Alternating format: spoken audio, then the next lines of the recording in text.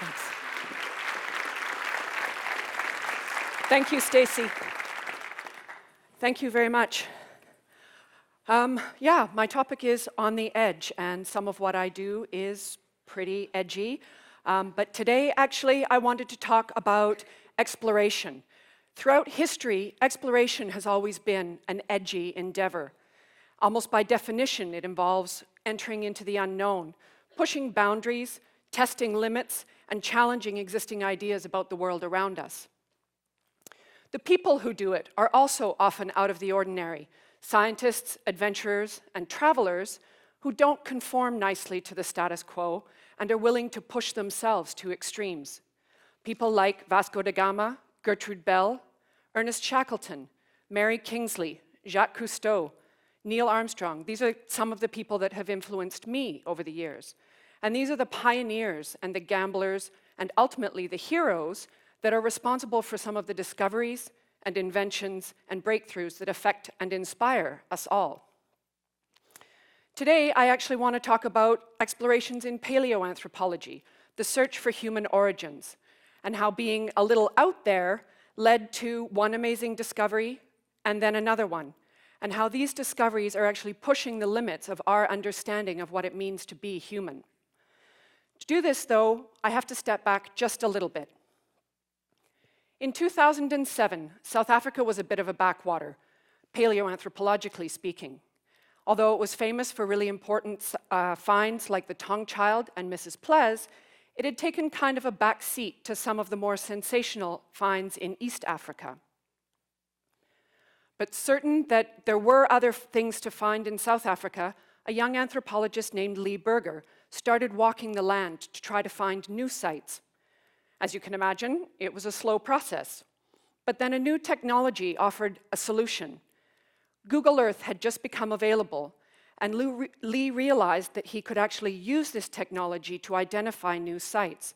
There were two distinctive trees, the wild olive and the white stinkwood, that grew near the cave entrances, and Lee could actually identify these trees on the Google Earth maps, used those maps to then identify sites beforehand and target his searches. Within a couple of months, Lee had actually managed to find a huge volume of caves and another site called Malapa that yielded two very complete skeletons of a new hominin species called Australopithecus sediba. And this find was incredibly important and almost single-handedly pulled South Africa back from the margins of paleoanthropology. But what it also did was pull Lee out of the field. And 5 years later, Lee realized that he'd done almost no exploring at all. And he thought that was, inappropriate. He should be out there looking for more material. So he decided to get back out into the field, this time looking underground, where he thought we must be able to find more material. Unfortunately, his margins had also expanded somewhat more, and he was no longer capable of going into some of the smaller spaces of the cave. So he actually enlisted the help of two sport climbers and cavers, Rick Hunter and Steve Tucker, both South African, who were able and willing to get into the small spaces for him. These two men ended up in a cave known as Rising Star. The system is a really popular training ground for sport cavers, and it's been really well known for many, many years. But only part of it had been mapped. And in October 2013, Rick and Steve were pushing an area off the grid when they stumbled upon some bones. They took these photos and went to Lee, who recognized them almost immediately as something unusual and probably hominin. But the chamber was so remote and so difficult to get to that it presented a logistical problem to traditional excavation. So, in an effort to solve this dilemma, Lee did what any good scientific researcher would do. He put an ad on Facebook. Now, that's a pretty unusual move to make, but what it did was reach a tremendous number of people very, very quickly. And as you can see, it wasn't just the social media aspect that was unusual. Lee was looking for a very specific kind of person. Candidates needed excavation skills, but they also had to be small, fit, not claustrophobic, and willing to work in very difficult conditions. And did he mention we weren't getting paid? But At the time, I was actually finishing a PhD in biological anthropology, and I was specializing in human variation and evolution. As part of this, I'd done excavation work, as Stacy mentioned, in Siberia and in northern Alaska.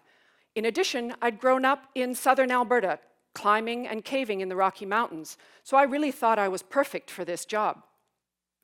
As it turned out, though, 60 other people also thought they had the right stuff for this position. So there was a big competition for this, but after a series of Skype interviews, Lee chose 6 of us. 4 Americans, an Australian, and myself, a Canadian, all women, just by default in some cases, but all women and all in the early stages of archaeology or anthropology careers. Within a month, we were all in South Africa, setting up a 60-person camp of cavers, scientists, volunteers. We were running communications and power cables. We were building a command tent and a science tent. We were testing safety gear and getting ready to go into the cave itself, which, as it turned out, meant navigating more than 70 yards of a route that included multiple squeezes, 2 ladders, a belly crawl through a tunnel about 3 meters long with your arms held to your sides, pushing only with your toes. Then a 20-foot high knife edge ridge with a 6-meter drop on one side and an 8-meter drop on the other. Then, if that wasn't all enough, there was a 7-inch wide slot in a 36-foot climb down that we had to negotiate every day, twice a day, if we were going into the cave. And that was just the commute. So once we were actually inside the fossil chamber itself, the excavation area was so small that we excavated on our hands and knees or on our bellies. Even working in 2s or 3s, which there was really only that much room for, it was a lot like playing Twister underground. And as you can see, the edges of what we were doing were very real. But I think we all felt that it was completely worth it for what we actually recovered from these excavations. And that was the single largest assemblage of hominin fossil material in Africa. Over 1,500 fragments and now close to 1,700. But it wasn't just the volume of this material that was exceptional. The quality and the preservation is really astounding. Unlike other sites in South Africa or in other parts of the world, these bones are not encased in hard rock, or breccia as it's called, but in soft sediments. So the excavation work is a lot more like a traditional archeological excavation than it is like picking through hard rock. And the bone maintains much of its original structure and feel, which is really unusual. We also recovered some of the most complete elements in the fossil record, like this hand, only missing 1 pea-sized bone in the wrist, and we have actually parts of 7 other hands. We also have this foot, again, one of the most complete in the fossil record, and we have 5 others in the assemblage. In total, we now have the remains of at least 15 individuals, males and females, ranging in age from tiny babies, neonates, all the way up to older adults. And that demographic is really unusual as well. And because we have so much material, we can say pretty definitively that we're dealing with a new species, one that we named Homo naledi. Naledi meaning stars in one of the African languages and referring to the cave's original name. And if all of that wasn't enough, the context of the deposit is really unusual. There were no other mammal bones in the chamber with these 1,500 fragments. There's also no evidence of scavenging or predation on the bones in the form of gnawing or telltale signs that we use for that kind of thing. There's also no evidence for any other entry into the chamber from above or any other way to get in than the way we difficultly get in, and that would normally suggest a death trap situation that happens in other South African sites. So we were really backed into a corner as to how to explain this very, very unusual assemblage in a very, very unusual context. As a result, we were basically backed into a corner for how to explain this, and these circumstances led us to suggest that Homo naledi may have been deliberately depositing their dead in this space. As you can imagine, that's a pretty edgy conclusion to come to, largely because it suggests that a non-human species, and I really want to be clear about that, Homo naledi is not human in our sense. If you saw him on the subway, you would move. So that a non-human animal may have been doing something that we have for a very long time assumed only humans did. And for some people that's really difficult and very challenging to accept. But for me it's actually tremendously exciting. Over the years we've learned that many non-human animals engage to a lesser or greater degree in behaviors that we once thought defined us.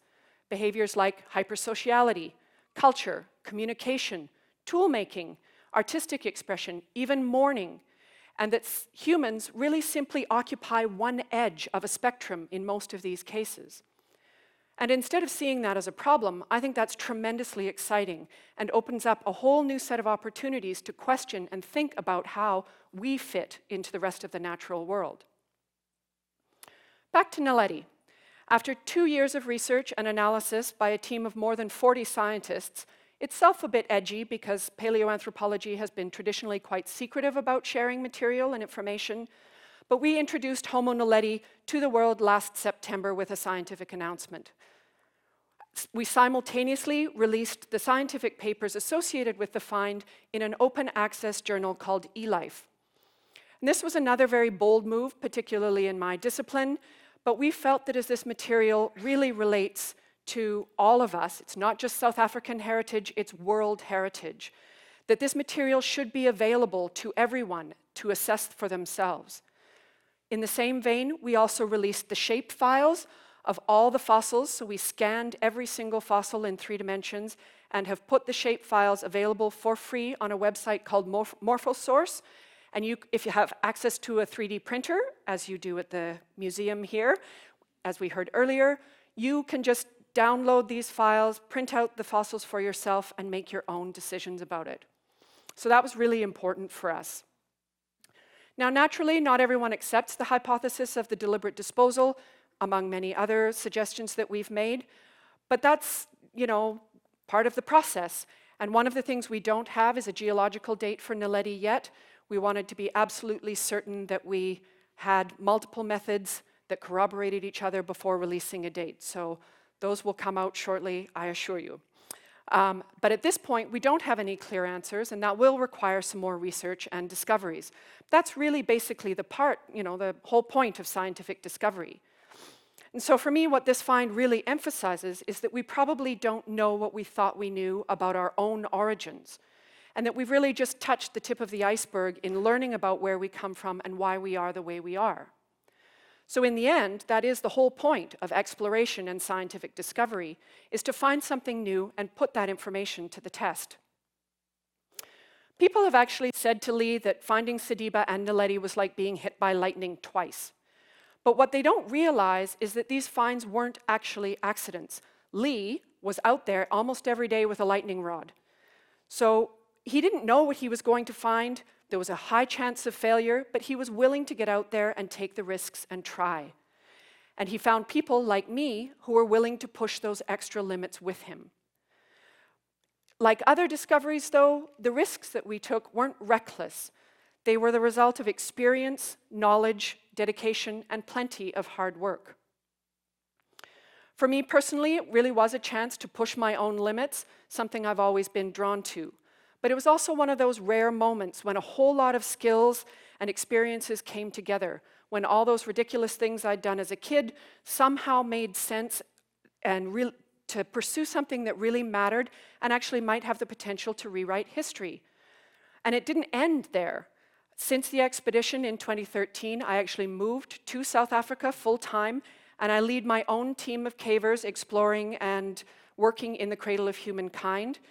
And for us, we're looking for not just new caves, new fossil sites, sometimes hominins, sometimes other species, but it's a fantastic opportunity to get a bigger scope picture of what's going on in this area. And it's an incredible group to work with. It's been an amazing experience, and I'm happy to report that we have been very busy, and so you can look forward to a number of new announcements in the next little while.